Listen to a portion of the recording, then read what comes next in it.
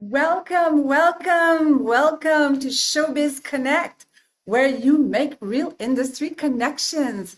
Hello, everybody. I am Helen from Total Casting, and we bring you industry professionals to help you build a real career in film, television, and voice. Hello, Alexa, Amanda, Ayla, Aubrey, Chantal, Frank, everybody. Susan is here. Also, wow, this is so cool. Today's theme is casting, and our guest is a casting director from Montreal. And yes, we will have a very special draw for one lucky winner at the end of the show for a private consultation with our guest. Plus, we will have our famous breakout rooms at the end where you will connect with other artists. Isn't that cool? So, our guest today will tell you insights about the casting process. So, let's introduce her. Jessica Greenberg is a casting director and coach based in Montreal with over 12 years of experience in film, television, commercials, and voice work. She recently cast The Prophet of Ecstasy, premiering in Montreal this month and airing nationally on CBC on May 31st. She's going to tell us a lot more about it. She's known for going viral for saying what she thinks, and she is also recognized for her direct, honest approach to helping actors improve their auditions and stand out. And this is why she is here. So let's welcome Jessica Greenberg. Hello and welcome, Jessica. Hello, Hello, hello. how are you? Thank you for having Good to me. see you. You Very too. good. Yes, so wonderful to have you. Thank you so much for coming. That's great. We don't know each other for a long, long time, but we met at the ADCQ. Yeah, Wasn't that the first exactly. time the Association of Casting Directors?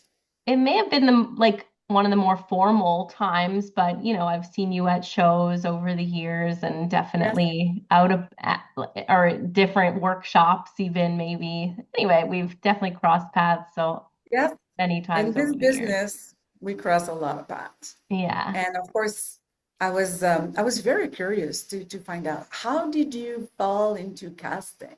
And we know a little bit of your background. How did you get to this point? Sure. So I started out, I've always wanted to work in production. I studied human relations in at Concordia, and I knew I just wanted to get a BA, but then just jump right into working. So that's what I did. I got jobs as a production assistant, production coordinator. I did the rounds at all of the big production houses here in Montreal. And then Right. one of my contracts had some casting involved. They said, "Oh yeah, there's going to be like a little bit of casting."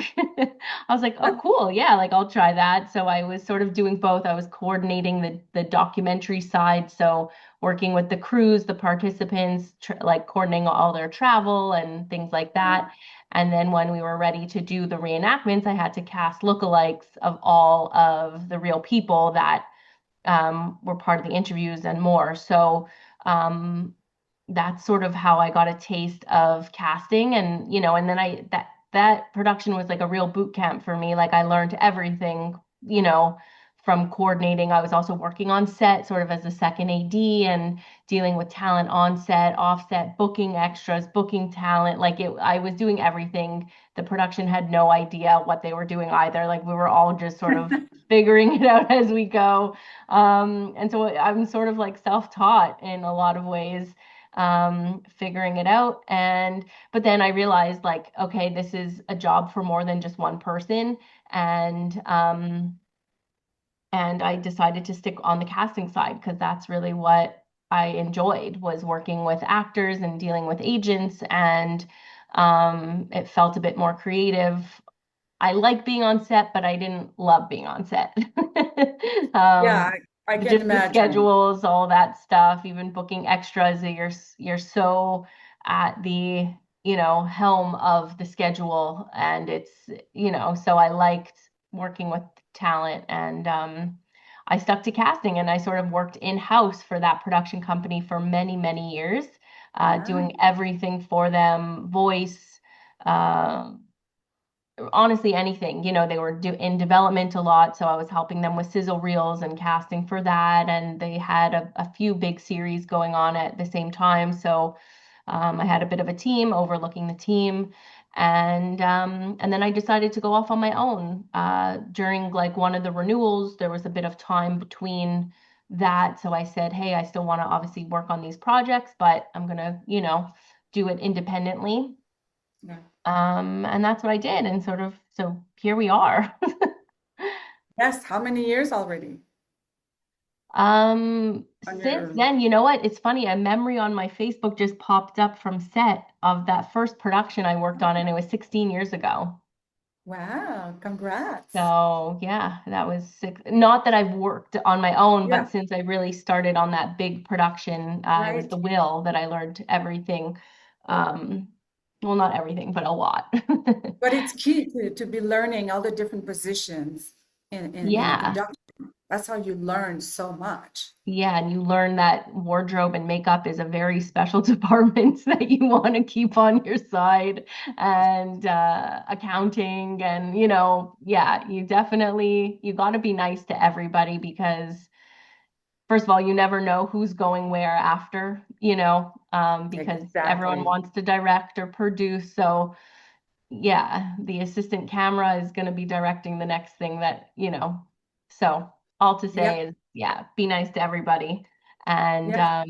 it is such a huge team effort to get a production made and done. It's huge. And people don't know how much development and effort there is in just developing just one film or a documentary or I mean some films takes 1 year to 20 years sometimes, right? I mean, it's Yeah, crazy. it's Um, crazy. and I'm sure you wear other hats because we have to do that in this business, right? So you also a coach? Yeah, I started working with actors because I was missing sort of that connection that happened during COVID, that, everything was self-tape. And so some things like feedback I kept hearing from actors was that they're missing that on-the-spot feedback. It's very hard to self-direct in self-tapes. And they just felt like they were like sending tapes into the void and not really, getting any feedback. And so although it's the I guess, unfortunate new reality of casting, I had started what I called the Callback Collective. So it was like a monthly self-tape challenge kind of thing, but it was access for the whole month, and where they would do auditions, and then we would watch their auditions. I would give feedback, and then they would redo the audition with my feedback on the spot. So it was a unique format. I did put it on pause for now, but I still do offer one-on-one coaching, self-tape prep, or even any industry advice. If you don't have an agent and you need help choosing headshots, or what your profile looks like to a casting director with your headshot, your resume, your demos. I've done so many demo reviews.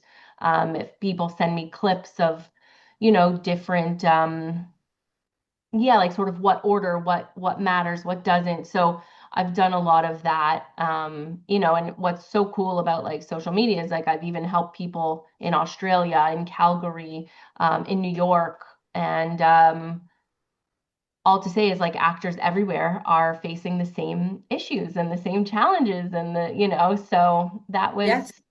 although we could say it, it was cool to see firsthand. If like, sometimes we feel like, oh, Montreal, like, we're so different, or, and it's like actors everywhere are really facing all of the same challenges of not being seen or not getting feedback, or, so that's been sort of comforting to see. Not that I want every actor all around the world to be struggling, but we're not alone here. It's not just a Montreal thing. It's an industry thing, seemingly worldwide. So Yeah, and to stay connected. And this is why I created Showbiz Connect is to stay connected and to be able to mingle and have different platforms. I yeah, mean, this is a digital one, but there's some in person that people can go and network. I'm also gonna. I usually give another place that people can go and network, so I'm gonna give that also later on for people Cool. in the industry, because that's also a key thing. But what is the funniest or weirdest audition moment you've ever experienced? Oh, Like I remember one that I did was like really weird, but um, it was well, auditioning sumos for me. sumo wrestlers. That's hilarious. Well, I remember, I mean, a few come to mind because when I first started, we were doing docudramas and there wasn't a real script. So we were sort of doing improv. And I had to do the improv. Like the director was shooting the audition and I was improving with the actors. So, and I'm not an actor. So, but like some actors got so into it and it was one of them was like Fatal Vows. So they're like marriage is ending in murder. Like this is like the, the crux of the marriage ending. So I was like really fighting with some of these people. So that was like those are some like weird like oh wow, like okay, like this is crazy. Yeah.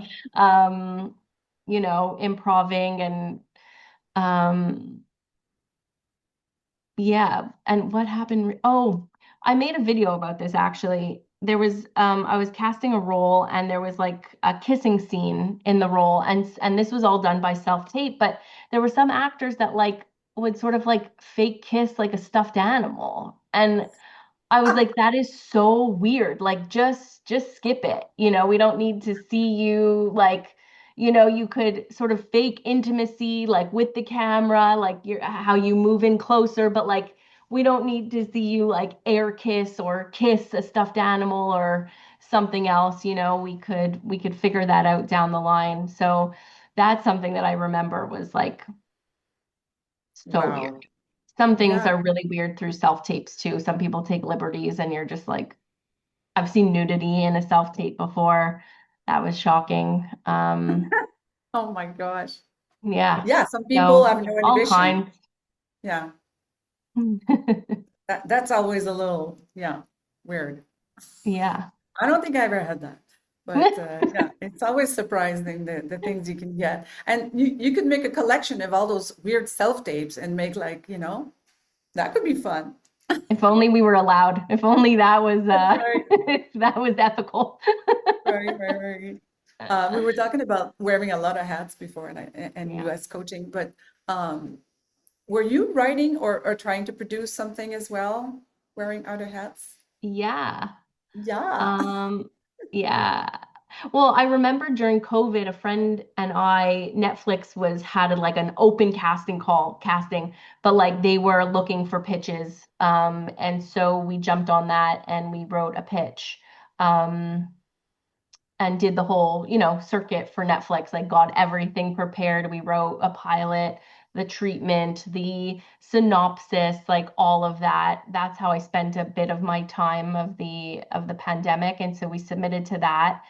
So that was a fun process. But now I want to start working more with brands because I see more and more brands leaning into like long form entertainment, which I find fascinating because I always had a bit of an issue with how projects were made here, especially Anglo Montreal. Like the funding is such an issue. It is the longest, like Yeah. treacherous process. Working with some producers, they're trying to get a film made for 10 years.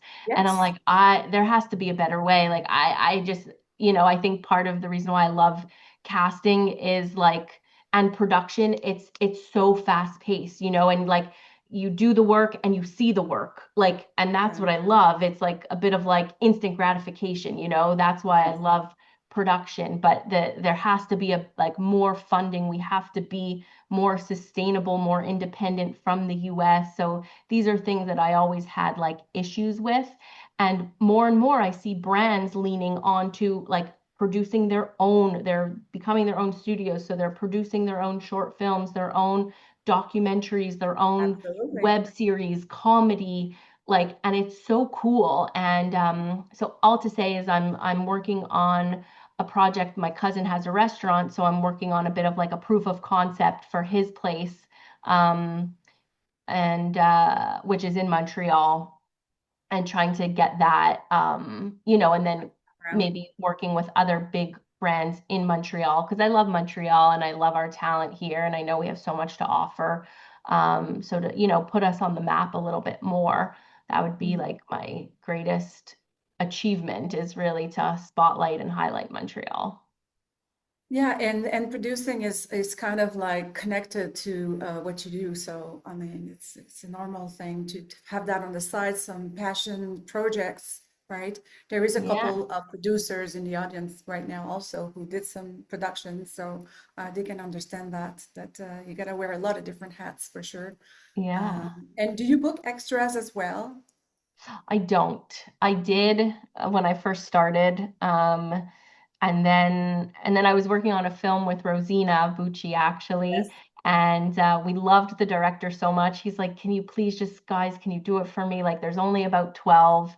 And honestly, every single day I was like, "This is why I don't do extras. This is why I don't do extras." Yeah, It like just it's another it's a part of your nightmare. brain, casting. There's the creative side of working with the script and writing your breakdowns and submitting, and then there's the whole negotiating side and the business side of things, and then you have extras, and like you really have to compartmentalize, and it's really if I was just focusing on that, maybe, but it's a completely different process, and I don't enjoy it. I totally understand that. Yeah. It's very tedious, very a lot of details and bookings and canceling and replacing. Oh no, it's gonna rain tomorrow. We have to switch the 300 people, or Yeah, it's and quite then like you find this out at 11 p.m. and from 6 p.m. till 11 you're getting emails, "Oh, do you have the information for tomorrow yet? Do you have the information?" And I Mhm. was like, I don't have anything yet. I'm waiting for them to wrap to get the call sheet Right. to then send you the information, and you're really like figuring it out like hour by hour. And that's And what that's why I some casting directors have their specialty, and that's what it is. yeah. And it's mainly roles, right? Yeah. And you as well, or do you do extras? Yes, we have an extras division. Okay. Yes, Yeah. yeah, we do. Nice. But do you do the stars as well? Do you book stars? It depends on the project. I did do some leads for Plan B when we did season 3. We did the leads with also Rosina. I worked on her with that, but usually when things come in from the US, the leads are already done. So we're doing sort of the chunk in the middle, or any Yes. independent stuff we'll do on our own. Um, yeah. And I think that people listening right now, you have to understand that sometimes we as casting directors work together on different projects. Mm-hmm.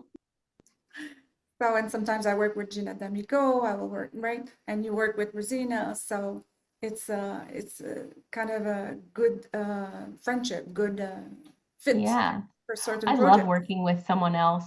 It's so important to have that, like, um, just someone to like speak to about everything. Because sometimes you think you're like going crazy or like you're watching hours of self tapes and you're just like, I don't know if what I'm watching is good anymore. Like, I need to take a Yes. step back. So it's nice to have someone to like run things by. It's like, okay, these are who I liked, or this is who stood out. And then, like, what did you think? Like when I work with Rosina, we're both watching everything. It's not like we're splitting it and each watching 50 tapes. It's like, no, no, we're all watching all 100. And then we're sort of going through who stuck out, who do we think is Right. right. And, most of the time we do agree, like we're on the same page. And sometimes, there's a few that like we really differ, Mhm. and then we talk it out, and it's like, okay, maybe I was like watching it, maybe I was in a mood or that, I have to go back and watch, or like I find that's what the process is for me. I'm Yes. typically watching things a few times actually because I don't know about you, but like, you get a few self tapes, you watch them, and then that sort of sets like a baseline in a way, and then you get a few more and you watch and you're like, okay. And then you want to go back and watch the first ones that you've seen, and it's such a Yes. process. Because sometimes your first impression is not necessarily, you know, and Yeah. we're going to put some questions in the chat, but we're going to come back to it. But since we're talking about self tapes, What are you noticing within the first 10 seconds of people when you watch the self-tapes? What Yeah. Well, this was the instantly, controversial video. go ahead. No, sorry. I was going to say this was the controversy that I said about, there's so many videos I've seen of like, we know within the first 3 seconds if you're right or wrong. And I really hate that. So all to say is what I see is like if you're connected. And what I mean by connected is like we see your eyes, I could see you in a proper frame and like, and you're well lit and I could hear you well. That's what I notice. And I want to feel connected to you. But a big, crazy thing that'll catch my attention, I'm not looking for that because not all scenes that we choose lend itself to that. So, and we're choosing the scenes usually. So it's more like we want to see you take the scene somewhere. So we're not really looking at the beginning or end. We're like, okay, are we starting somewhere and finishing somewhere else? Like, do we see color? Do we see range? Like, I want to see the whole thing. I want to see the beats and the moments. So, yeah, I want to hear you, see you, and connect with you. Other than that, I'm watching the scene because that's what we care about is That's the it's the bread. scene. Yes. Yeah. But have you ever seen a technically imperfect audition still get cast, right? Yeah, Yes. that's true. That does happen sometimes. It happens. For sure. And sometimes that's why I like when people, not to like rush your self tape, but like, again, it sort of happens when we have a bit of a rapport with an actor, we know the actor well, and it's like, hey, we have time until the deadline. Like, can you redo this? Or like, I'll jump on Zoom with an actor and be like, okay, I'll self tape with you again, but like, we can't submit this to the producers, it doesn't look great and we're here to make you look the best as possible. So when we have a bit of time to play with, like that's when I'll maybe ask to redo it or and that's why like if it's your first time reading for a casting director, like it's you're building a rapport, you're building that trust, that relationship, and you want to just look professional and at the end of the day. So yeah. And don't have a background that's very distracting. What's Yeah. the don'ts, the do's and don'ts, like that bothers Um you? well I mean, I would say like I would say like 98% of the auditions I get are good. Like at least at this point, people know what to do. There's some people that are a bit newer, fresher. One person like read all the stage directions in her audition, and it's so you're just like, okay, like you've never done this. So I asked her to redo it. So obviously that's a no-no, like you don't, but again, like I think most people here or, know not to do that. It's also really bad when you don't have a reader. So you're sort of just like leaving silence and then responding to silence. I find that like it's so distracting because like we see you sort of reading the other lines in your head and like we see you thinking and it's just like that's not Ah, great.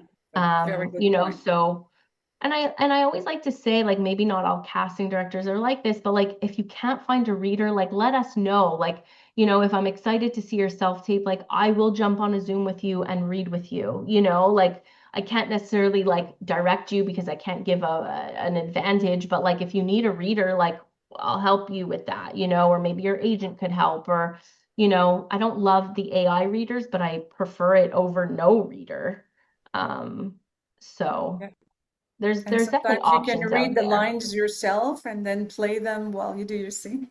Yeah. I mean, I just find There's that always, distracts the performance, because it's like you have like you're less in the moment because you're sort of also like anticipating the response and it's not a flow. You're not in the moment at all. Um, so I think that takes you out of the performance a little bit. have you done in-person auditions lately or in the last year or 2 years? No, No, huh? we've done like in-person callbacks. Um, Okay. so yeah, and that was with the director. Right. But those are Um, rare. those are rare, but they're fun. I love that. Yeah. Um, But you do Yeah. some callbacks by Zoom as well? Yeah.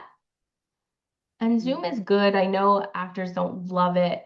And sometimes, the whole like internet thing becomes an issue, and that also could take you out a bit of your performance. But again, I'm so big on like chemistry and energy, and I do find it so important to like meet the actors and get a sense of like who they are and how they are to work with. And so I like Zoom. Maybe not for the first Yeah, round, um, yeah, but yeah. Zoom is great for sure. We've become zombies. So yeah, seriously. these are my zombies Could get a right here PhD in following me Zoom. every month. For sure. Good We one. do have a question from Tracy Ann. She was asking, do you work with voice talent as well? Do you cast voice sometimes? Yeah, sometimes. I find especially in Montreal though, like the video game voices, like that's a very closed department. Like the voice directors will cast the voice people on that. So the voice world I find a little bit hard to like get into because the directors sort of just do their own casting. Um, but yeah, I mean, I've for the company I used to work for, if, like I've done some narrators for them for their new shows. So it happens from time to time, but I can't say I cast that often. Okay. Um, Yeah. and somebody was saying, can you ask her if social media presence matters for actors? I know we get that all the time, but let's Yeah. have your take on it. So, yeah, I have like two things to say. So, one is you could be a successful act, like you could be a working actor without social media presence. Like, I don't think it's something you need at this point to be a working actor, you know? But what I'm finding, so that's one part of if you just love the craft and you like acting, like you don't have to stress yourself with like, oh my God, I need to be all over social media. Definitely there's some projects, based on their funding and what their realities are. Maybe they want someone with a following, but that will be for like a lead role. So for all the other roles, like it just doesn't matter. So again, like what is your goal? What do you want to achieve? Like, is it fame? Is it, like if it's something bigger, you know, sure, and if you enjoy it, great. But if it feels like a stress to you and that like you don't enjoy it, like just don't do it. Um, but what I'm finding more and more, again, this sort of goes into like the whole brand side of things, is like very niche creators are getting really cool opportunities, like people who are recognizable online. Um, like there's a DJ that like DJ'd like Disney songs, but like made it his own. And like he just got signed with Disney. Like, so Wow. that was him who just like put out like that's something he loved was like remixing like Disney songs for kids. And like now he has like a partnership with Disney. So I mean that's like a very big example that someone who's been doing that for years and years and years and like and also about Disney, like they just hired a chief entertainment officer. Like this is a new job for like, they're going to be their own studio. I mean, they already are. Sorry, not Disney, but with Gap. With Gap hired a chief entertainment officer. So like Gap is going to start producing their own shows, their own documentaries, their own short films. Like it's happening, So if, yes, as an actor, you could put yourself out there for your acting, or if you have other like passions and creative things that you enjoy doing, I really see the power of social media and being discovered, being recognizable. But again, you have to like it because that shows. If you're just doing it and like slapping something on the internet because you feel you have to, that'll come across, So but I don't think it'll hurt you if you do like if you enjoy certain things, like if you enjoy DJing, like show your DJing, I don't That's think right. it'll take you out of the running of getting booked. So, you know, that's a bit of my spiel of the whole social media thing. Like I see it two different, routes. Yeah, and some people sometimes they get picked. It's rare, but they get picked because they have a big social media following, and it's going to Yeah, help for the marketing of the said product, right. right? So that can happen also if you have lots of followers. It might Yeah, play into you being selected instead of another one. could It's be. But I do find like most independent producers, like they're really looking for people who like fit the world they're building more so than the follower count, I find, because even, yeah, I mm. find. We've got a question here from Ian. What medium do you use when looking for talent? Do you work with any particular actor agency or platforms? Um, Generally I use casting workbook. I find that's where most like I'm usually casting local, so generally using that. I have used Breakdown Express, so that's like Actors Access, I guess. But I think Actors Access is very expensive for agents to be on. Because they have to pay per Talent? location. If they no per location. So if they want to see breakdowns for Montreal, they have to pay Montreal. If they want to see breakdowns Toronto, New Yeah. York, like they're paying for every single location. So not all agents, I guess, are getting all of the breakdowns there. But yeah, if I am able to, if the production gives us the go ahead to look in New York, then I'll post it more so on Actors Access versus Casting Workbook because I just find more US talent agents are there. Yeah. But I think casting workbook now is really like even North America. You can like they're really Yeah, expanded, and unfortunately with Actors Access, we don't have access very fast us as casting directors. So it takes too long to put a yeah, they breakdown. have to approve your breakdown and It's too long. it's Yeah, it's not the most user-friendly process. I agree. I don't love it. exactly. Yeah. Um, So yeah, I do love casting workbook. And then again, depending on the project, I do go to social media to look for people, to spread the word. You know, yeah, and to look at videos they have maybe on their Instagram or some just to see what side what they've yeah, been doing. So yeah, I think it can gives another idea. Other if the person doesn't have also a demo video or anything that doesn't really show what you're looking for, then yeah.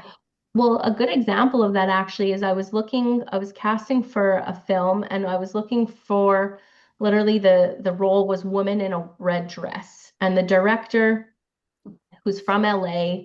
He was actually the director of The Mask. So um, when he said he wants someone like this beautiful woman, like he wanted like very model-esque, like very American style, that kind of not natural beauty, maybe like unnatural beauty. right, Um, and we weren't like finding that. And so like in the pool of actors, based on the age, based on all like whatever the criteria was. And so at one point we sort of started looking at models, but with models, like I don't work with them often. You don't see a personality at all on their profiles because it's just their modeling pictures, but a lot of them or most of them actually have their social medias linked to their profiles. And so, I was like, okay, we don't have time to audition like yeah, many people. Like it feels like we're starting from scratch here. Like I don't know the model. So one agent had suggested a few that like had shown interest in going into acting, and I was clicking on their Instagram profiles, and one of them like I just saw a lot of like humor and personality, and I was like, oh, like this is what we need, exactly. um and so in that sense social media really helped, like because I saw like she was very funny, she had a personality which I would not have seen from her modeling photos or a headshot, and so her along with a few others we had seen, and she ended up booking the role. Like we liked her a lot, and but it helped to sort of narrow down who we were going to call in, um, just seeing her personality a That's little bit through her like TikToks and social media. So mm. Yeah, I that did the same thing looking for stylists not too long ago to MC a show. So we were looking at all the videos we could find to see if there was a personality, something, a spark, you know. Yeah, Because it's not the same thing being a stylist and a host on TV. right. So that definitely helps. I wanted to point out that you did the casting for the Prophet of Ecstasy. Yeah. Yeah, you want to tell us about that project? How did you get on that project? Yeah, that was a really fun one. So that one, the producer was she used to be a researcher and director on Fatal Vows, like a show I worked on years ago. So she had called me to do the sizzle reel for to try and get the show made. She had a bit of a development budget. And so I did the sizzle reel probably like 4 years ago. And then I met her out at a bit of a reunion and I saw her and she's like, "Oh, I got the funding like to do this documentary." And I was like, "Amazing." So 2 years ago, we started the casting process for that. And in short, it's a story about this priest who became like the biggest MDMA dealer in the world. And so Wow. it's his story. And, he's like, this is really how you reach God is through this drug. And he would have these seances like this was in like the 80s, 90s, but this is when all the celebrities were taking it and the parties and like I remember Rob Lowe was like part of it and anyway, it was like a real era. And then all the while was also Rick Doblin who was trying to like advocate this for therapeutic purposes, like using MDMA for therapeutic purposes. But because the sales of the ecstasy like skyrocketed, it got the attention of the DEA and it became criminalized. And so, anyway, it's sort of their story of like their back and forth of like, you gotta, quiet these sales down. And he's like, I can't. This is how people are like, this is a spiritual experience. So, anyway, the characters are amazing. They interviewed the biochemist who put together like the formula for the pills. Um, it was a really, really fun story, really fun era. And it's also really interesting because I believe now um, they're looking at decriminalizing MDMA for therapeutic purposes. So so it's very timely. But all to say, it's very challenging to do these lookalikes and these docudramas because we have all the interviews with the people current day, but we also for the audience to be able to track the story, it's like, okay, so we have to match the interview because that's being cut with the reenactment, but we need to cast the younger version. And we also have archives of that time. So it's like they have to sort of match both, but so, and also have the same mannerisms sort of the people because we see them talking.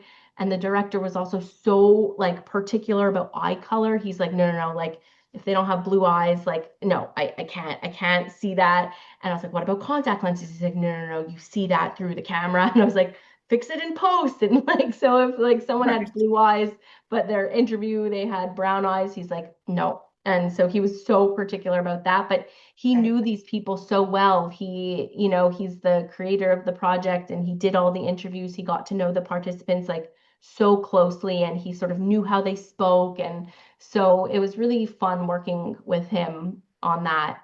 Um, And it's coming out, yeah, so there's like a right? 2-day premiere in Montreal on May 23rd and 24th, where they have like special panelists with Rick Doblin, he's the one that was really speaking up Where about is that using. going to be? There's I could post the links maybe in the chat. There's Yeah. one is at Concordia, which is on the Sunday, and Okay. the other one on the 23rd. I forget where it is, but tickets are available. And then if you're not in Montreal, I think mostly everyone here is in Montreal, but All right. if you're not in Montreal, then it airs like on CBC on May 31st. There you go. So people can watch it for Yeah, sure. I'll see if I And could find it. that's So fabulous. yeah, so it's a really fun story, and a very fun, it was really fun to work on actually. It was a great Yeah, some team. project. Yeah, I guess it inspires you to work on certain projects. It's really exciting. Yeah. Ooh, very Exactly. nice. I got another question. Somebody was asking, are you working on something right now or in the future? Anything coming up? Truthfully, it's very quiet right now, Hmm. unfortunately. So right now I'm focusing on working with actors, like if, booking one-on-one sessions that way. And also really trying to figure out how I can fit into this whole like branding world and get into more Yeah. producing um and Great. continue casting as well. But yeah. Yeah, it's up and There, down. Casting, it's like production, up and down. I mean, all the actors listening also, they're also up and down. You never know what, and then you can be chosen just because you have blue eyes, right? So, exactly. And that's why like I sort of just want to get a bit more control over my own work, yeah, like we say to actors, if you can't find work, make it yourself. And so I'm in the same boat. Like I can't wait for productions to be greenlit. Like I really just want to make them myself and, mm, even help brands figure out what kind of long form entertainment would work best for their right. audience and their community and because there's so many different things you could do. um, That's- so I find that, yeah, just fascinating, and of course I believe in um, using talent and entertainment to sort of tell a story and create more culture and community and things like that. Do you have a database of talent? Can people send their stuff or I not? don't keep Okay, a database. I really okay, find that, but that's why I like doing things like this because I make a connection and, if there's and that's why I go to the ACTRA mixers and I yeah, get invited to plays or shows and I go, and that's how I like to sort of build my own mental database. But we're not agents, so I don't represent people. It's very hard. Like, so it's really by project. I put out a breakdown and it's nice to see faces that I am familiar with, yeah, but it's yeah. it's too hard. So be sure people be on the casting workbook. Yeah, That's exactly. like that's like the basic, right? It's like the Yes. minimum. If you're not even on the ACTRA website or UDA website. Yeah. There's another question from Susan. Hi, Susan. She's wondering, your thoughts on backgrounds. Do you like plain background or sometimes location? Like if the scene is a dining room or doctor's office, not necessarily a real location, but uh, what's your thoughts on a background for a self-tape? Oh, what Like do you plain mean? background or Oh, blurry um, background, like for your audition, or if the scene is a dining room, for example. I mean, honestly, I think at the end of the day, like we're focused on your performance, yeah, so that's what we're really focusing on. If the scene takes place around a kitchen table and you want to record yourself at a kitchen table, that's fine. But like, you don't have to kick your family out of your house to be like, I need to record in the kitchen right now. And like, don't make things harder for yourself. Like, yeah, I sure. yeah, I know like how demanding self-tapes are, that like truly give yourself as Plain. much time to prepare as possible. Knowing your lines, having, being well lit, and I think that's more important than anything. I Um, agree with you 100%. yeah. Lighting is like 50% almost of the job. If you don't have good lighting, I mean, we need to see your eyes. We need to see your expressions. This is the whole, Yeah, I mean, exactly. and I received some tapes and we can't even show it to the producers, right? Because the lighting is so bad. And that's what you were saying earlier. We're going to help you redo your self-tape. Your acting is good, but it's like, shit, Yeah, right? exactly. Oh my God. You did a Yeah. podcast with Susanna Lanier. Yeah. And it's great. It's on YouTube and Spotify. And Jessica, we're gonna put the link in the chat. We're gonna put all our links in the chat. And you guys can go check it out. And it's also on Spotify. And you give advice for actors and all of that. So I've looked at a couple quickly. There you go. It's in the chat right now. Book the Oh, room. cool. Love the title. Yeah. Yeah, I mean, I guess it works less now in this self-tape era, but I still think with self-tapes you could build trust and rapport with casting directors with your, the work that you keep doing. And so, yeah, Absolutely. And we're putting all your information in the chat right now. awesome, cool. Final question. What does making it actually mean to you today? Well, I mean, for an actor or for cast, like for myself, a real personal question. Hmm. Look at that. Yeah, it could be a good question for you too. Yeah. But let's start with the actors. The What good actors, thing I could mean, they do yeah, next week to well, do? Like, what can they help their career with? I think it's also a personal question for them just as much as for me. Like, I think like success is different for everybody, right? Like some people, like for me, like I'm very happy in Montreal. Like, do I think it's the most booming industry right now here? I don't think so, but like I have zero interest in going to Toronto or New York or LA. Like I love the people here. I love our creatives here.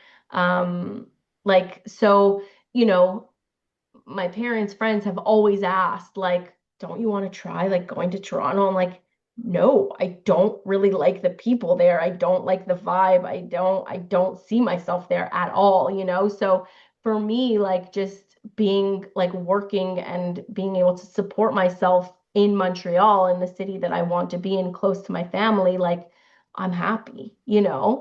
But everyone else, like everyone has different goals of what success means to them.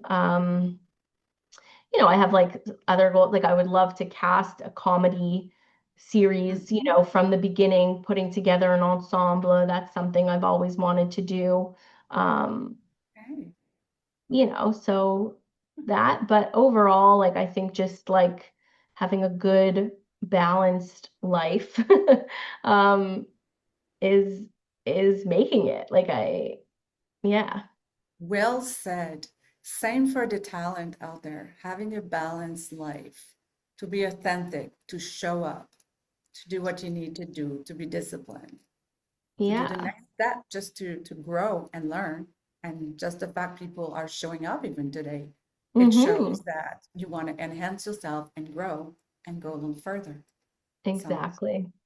and thanks to you, Jess is offering a free consultation to a Yeah. live viewer today. So thank you for that. We will have the draw in a minute, Cool. and it's very generous. You wanted to add Yeah. something? Me. Well, no, this was so fun and nice to see some familiar faces, some new faces. So, Yes. this is awesome. So I stay think with us for the breakout room. We will, but before we do the breakout room, I'm just gonna tell you two, three announcements. If you do speak French later at 5 p.m. today, we are demystifying the French Union UDA, answering your questions about getting in the union, how to get the permits, with a few guests also, and some Q&A. So you can use the same Zoom link as this one to connect. Otherwise, it will be available on YouTube afterwards, just like this fabulous show with Jessica.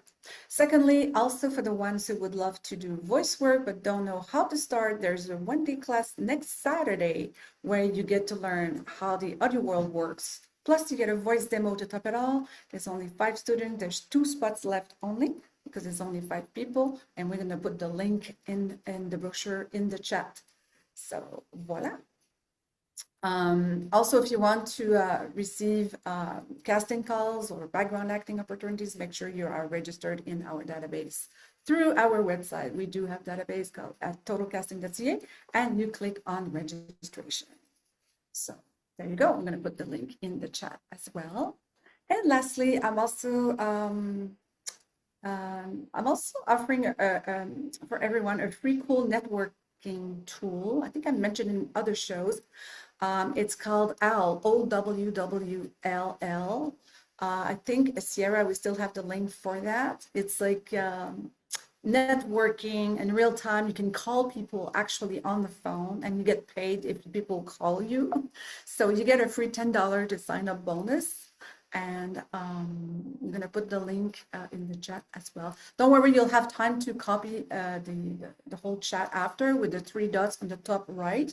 You'll be able to copy the chat, or we're going to give you like a 5 minutes at the end to copy everything you need. So because it's also the long weekend coming up, there's also a photo shoot happening Monday for people wants to do some headshots with, or if they want a makeup artist for only $200 with photographer Paul McIntyre.